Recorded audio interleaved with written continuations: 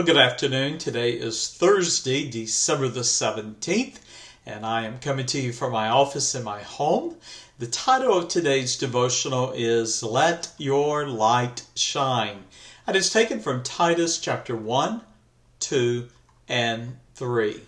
Now, we are continuing our chronological reading of the scriptures today with Paul's epistle to Titus. This letter was most likely written after Paul's first imprisonment in Rome following his visit to the infant churches on the island of Crete. Now, we know Paul was set free from prison sometime after his first epistle, or his epistle to the believers in Philippi. However, we do not know the cause of his liberty from prison. Perhaps it was because his accusers from Jerusalem failed to appear before Caesar and to bring a witness against the apostle. Like 1 Timothy, the epistle to Titus is included in the books of the Bible known as the pastoral epistles. Although addressed to Titus, it appears that the letter was meant to be read to the churches in and on the island of Crete, among whom Titus was a minister. Now, we know that Paul's purpose seems to have been that of assuring the churches on the island of Crete that Titus was empowered to act upon Paul's authority. As we observed with Timothy in an earlier devotion, Paul had a loving bond with Titus and addressed him in verse 4 of Titus 1 as mine own son after the common faith. Now, we know this about Titus. He was a Greek convert, is identified in the scriptures as an uncircumcised Gentile, Galatians chapter 2 and verse 3. He was also a member of Paul's inner circle and his partner and fellow helper, as he's described in 2 Corinthians 8 and verse 23. Titus was entrusted and charged with the responsibility of ordaining elders in every city on the island of Crete. Titus chapter 1 and verse 5 through 9. So Paul had visited the island of Crete. After that he departed. He went on to other places, but he left Titus behind. And Titus's job was to be the leader of the churches there, particularly in ordaining elders to serve in the churches. Now, unlike contemporary letters that conclude with a parting salutation and a signature, sincerely yours, or bye, or dear, or whatever it might be as you would close a letter, the epistle to Titus commences as Paul did in all of his letters. In the opening verse, he introduces himself as the author and states his call and authority as a servant of God and apostle of Jesus Christ. He continues in chapter 1 and verse 1, according to the faith of God's elect, acknowledging of the truth which is after godliness. Now, Titus chapter 1 and verse 1 captured the essence of Paul's calling as a minister.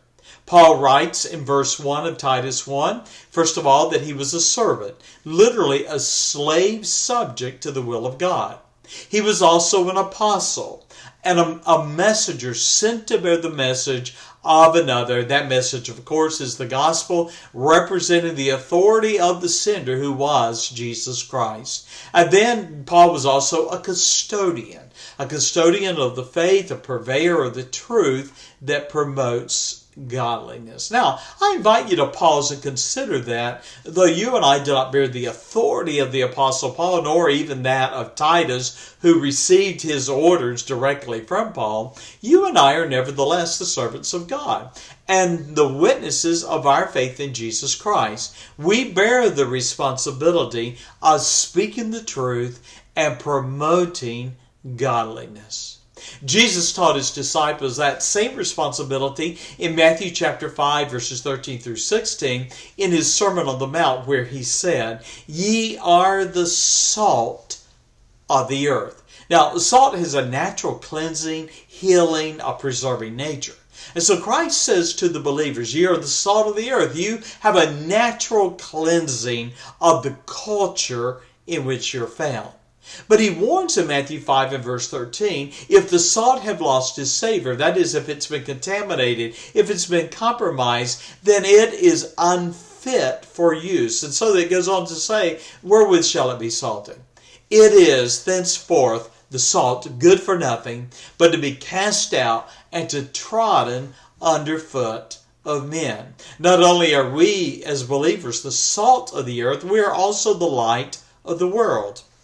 And by that means a guiding light. You might think of a lighthouse or the lower lights in a harbor that leads a ship into safety. Now, it goes on to say that a city that is set on a hill cannot be hid. Neither do men light a candle or put it under a bushel, but on a candlestick, and it giveth light unto all that are in the house. Matthew 5 verse 16 then ends with these words. Let your light, your testimony, your works, your faith, let it so shine before men that they may see your good works and glorify your Father which is in heaven.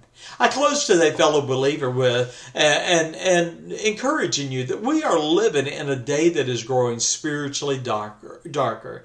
Even the smallest of the harbor lights in the world, God's believers, we will stand out in an hour of such darkness.